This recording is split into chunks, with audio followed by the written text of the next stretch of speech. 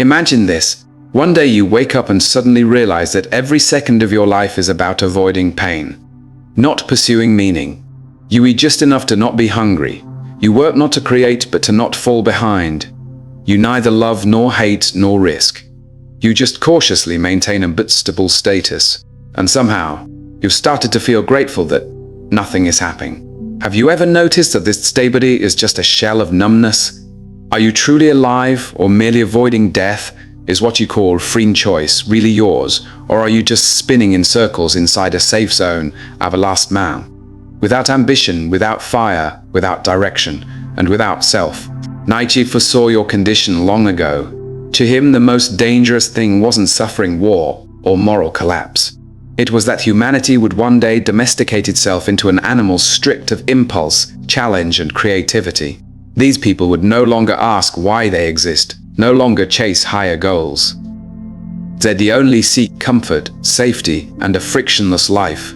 They'd become too human. So much so that they'd lost any chance of becoming more than human. They are the last men, and you very likely are already one of them. Your every decision seems to follow an invisible script. Go to school, get a job, fall in love, get married, buy a house, wait for retirement. But have you ever asked who wrote this script? When did you sign your name on it? You think you're making choices, but you're just playing the part of a good citizen in a well-designed illusion. The tragedy of the last man isn't his mediocrity. It's that he feels proud of it. He uses realist cowardice. He says, no need to try so hard. Good enough is fine. Just surviving is okay.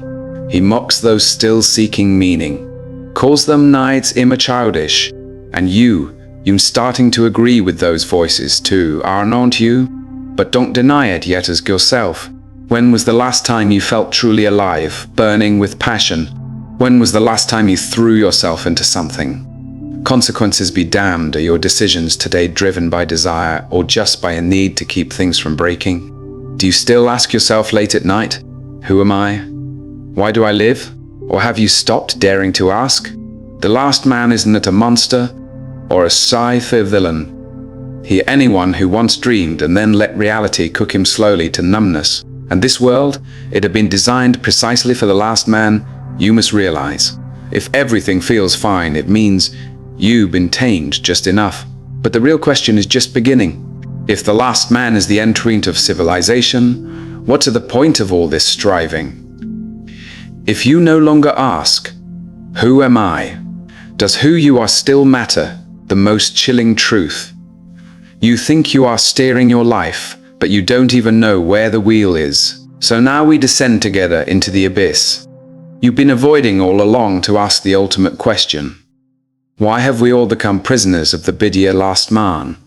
You think this is just a lifestyle choice, but the deeper truth is you've been spiritually engineered born. Childhood. You were taught to suppress instinct, to obey order. You were rewarded for being an obedient, not poriate. You were trained not to live authentically, but to adapt to the system. And in not your fault, it went the direction of civilization itself. Nietzsche declared, God is dead. This was just a jab at religion. It shattered the entire structure of human meaning.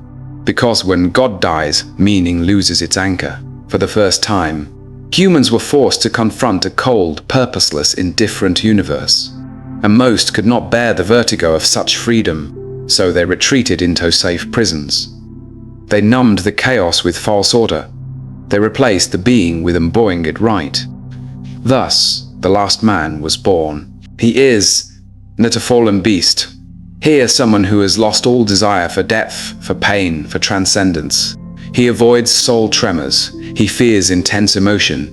He recoils from anything extreme, because such things might rupture his fragile sense of self. He does not want freedom, but certainty, not truth. But comfort. He covers up the fire of feeling with the blanket of rationality.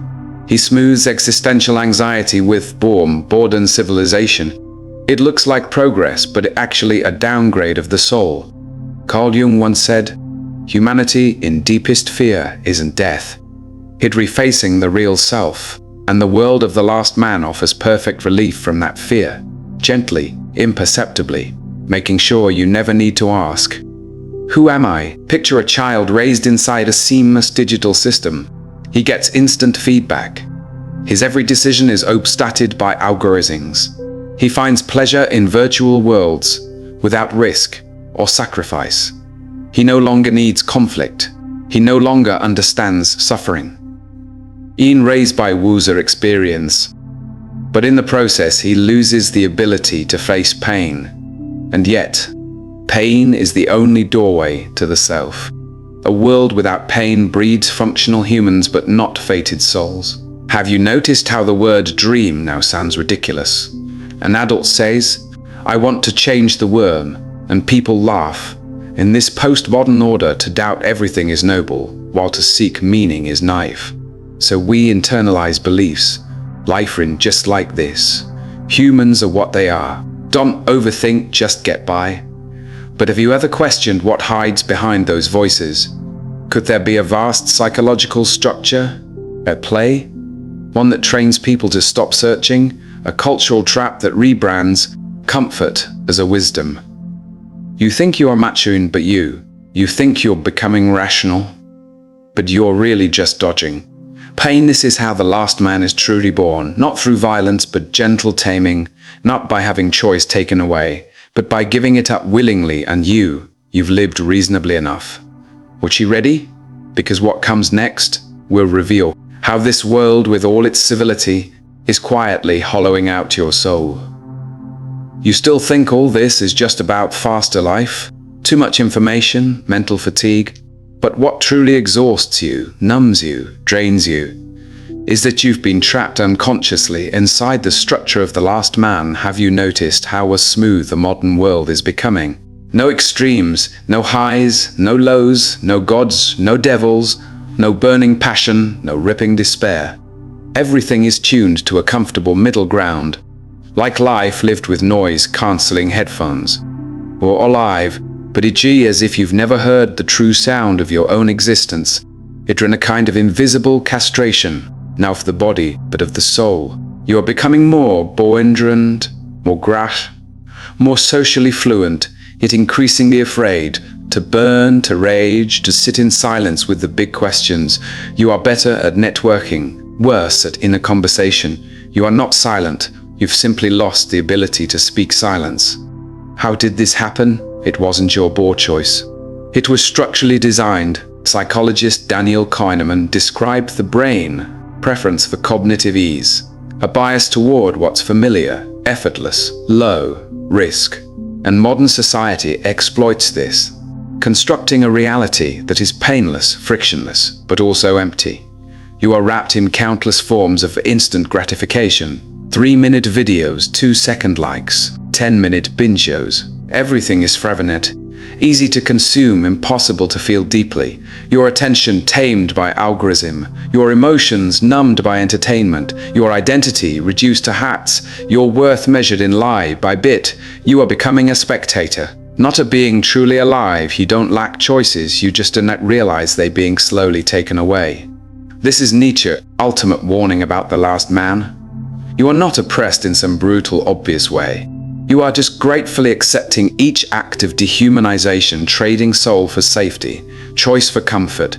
Have you noticed people no longer break down as easily, not because we're stronger, but because we bossed the soul that could break? In a high-pressure world of filtered perfection, people learn to suppress real screams with rational masks. We replace emotion with function, existence with efficiency. And so we see this strange phenomenon. We're better at performing, worse at feeling. We can explain everything but touch nothing. We can socialize but not connect. We live in networks, yet are lonelier than ever. You're not trying hard enough. You are just trying too hard to be who society expects you to be, until you lose that real version of you who could rage, cry, scream, go mad and burn, and the cost. You are becoming more like a high-performance machine, no emotion, no meaning, just smooth operation. But you're not a machine, you're human. You were just taught that a more normal human should run like a machine. You began to see emotional numbness as maturity, desirelessness as clarity. You thought this was wisdom, but it actually the last man. Self-congratulating trance. You look like you are in control, but you've already lost control of yourself. By now, you're probably feeling a subtle discomfort. You realize you are not really free. You've been shaped into someone who fits the mold, without even realizing it. But now the question is, how do you break free if you can even see the prison? How do you know you're blocked inside? That and the terrifying brilliance of the last man. He not locked up. He loves his prison. So the first step isn't escape, it's awakening. You need to rebuild your capacity to feel pain, not physical pain, but the ache of a soul that had been sedated too long. You must allow yourself to feel the real you again. Pain is not the enemy. Numbness, it causes the enemy. Conformity, loneliness isn't the enemy. The illusion of collective belonging, as Nietzsche said. One must still have chaos in oneself to give birth to a dancing star. Can you face that chaotic, irrational, emotional self? Can you admit that you are not a polished being? Can you admit that you've been repressing, avoiding, pretending to be? This isn't collapse. It's a reboot. You must learn to live against the grain. Not to rebel for rebellion's sake, but to be loyal to the voice that was silenced inside you. You must begin asking useless questions. What is meaning? Who am I? Where am I going? What am I willing to suffer, to fail, to burn? For these questions won't get you likes. They won't raise your salary, but they will bring you back from the version of you built by the system, back to the authentic. You must relearn how to exist without being expected. Ever noticed how those who seem crazy are often the only truly awake ones? Van Gogh, Nietzsche, Focht. Their lives weren't success stories. They were soul uprisings. They dared to go mad, to speak, to stare into the void. Because they knew, real freedom isn't the doing well. It being real. Modern society doesn't fear your failure. It fears your indifference to the template of success. That's real heresy. And you must become that heretic stamped with tiny rebellions. Say no to a pointless social event, put your phone down for 5 minutes and stare into your own eyes. Swear something no one will read but so raw it hurts. Speak one unfiltered truth no one wants to hear. This isn't antisocial, this is reclaiming your right to exist. Every moment of awakening is a small revolution. You don't have to tear down your old self. You just have to pause in those moments of self-betrayal and ask, do I really want this? The moment you do, you already stepped off the track of the last man. You've been searching for an exit, haven't you? Thinking that if you could just escape the system, break free from your parents' expectations, shake off societal norms, then finally you'd be free. But Nietzsche coldly tells you, the greatest prison is not out there, it was your own craving for safety, certainty and comfort. You handed over the key yourself every time, he said. Don't overthink. Better just play it safe. This is good enough. You chipped away at yourself, until what remained was the last man, and that last man is not someone else. It when the version of you built from endless tiny self. Betrayals, you traded chaos for stability, authenticity for belonging, passion for politeness. In the end, your life became a kind of refined emptiness. Healthy meals, good sleep. Social grace but no soul adventures, no existential joy. You were taught how to live, but you never stopped to ask, why live at all? This is the final absurdity. Nietzsche saw this coming long before you did. He wasn't preaching destruction. He was calling you back, king, to that self you forgot. The one that cries at midnight and secretly longs to break free. He offered a terrifying vision. The Ultimate not a superhero, but the one who, facing a meaningless world, chooses to create meaning anyway. When the world tells you everything is absurd and you still pick up the brush, still write the words, still speak the truth.